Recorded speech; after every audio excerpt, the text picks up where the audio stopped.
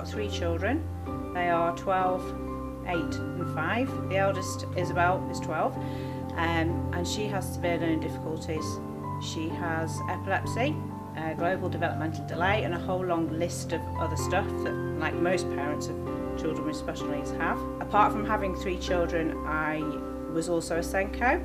For 18 years I worked in secondary schools. I wouldn't change my boys for the world. I mean, the way that they flap and they jump and they get so excited and engrossed in something. They have so many interests.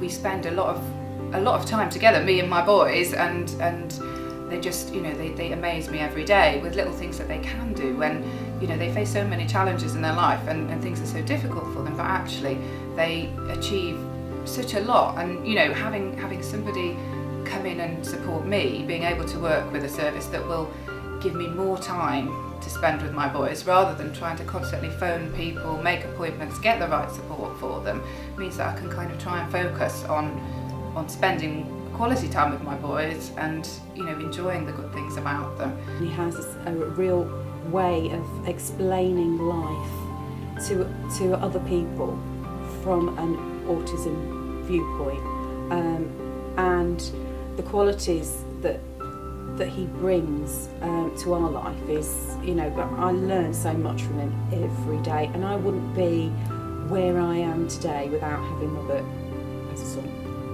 The way I can summarise it very quickly is it's like going on a holiday and you don't know the destination, and you have all these anxieties about all the things that you do about going on holiday. But in truth, when you get there, it turns out to be the best place. It offers so much, and it's just beautiful. It's the best holiday you've ever been on. We just take each day as it comes. So I wouldn't necessarily say it was a challenge. Life and the world are challenging, and that's whether you're on the spectrum or you're not. So having Robert, I wouldn't say is a challenge. In fact, it's completely the opposite, really. Callum is not a challenge. What has been problematic and difficult has been the authority in our relationship with them. And rather than looking at Callum as a unique individual, they are constantly trying to put I would say, a square peg into a round hole.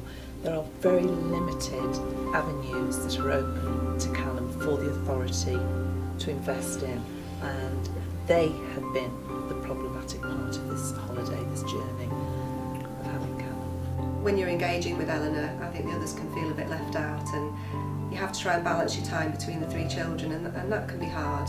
I think also my middle child sees Eleanor getting support from her NAS buddy, for example, and they go off and they do fun things together, and I think he thinks it's really not fair.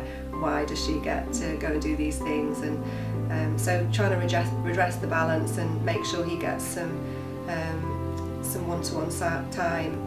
We try and do what we call, we love bomb him every now and again. Do you know, honestly, I really just want them both to be happy, and I would like, I think at the moment the age that they're at is really focused on school and making sure that we continue to get the right support for them at school, and that we're working in partnership together so that their needs are met. There are support services out there and help that is out there, but they don't know who to ask.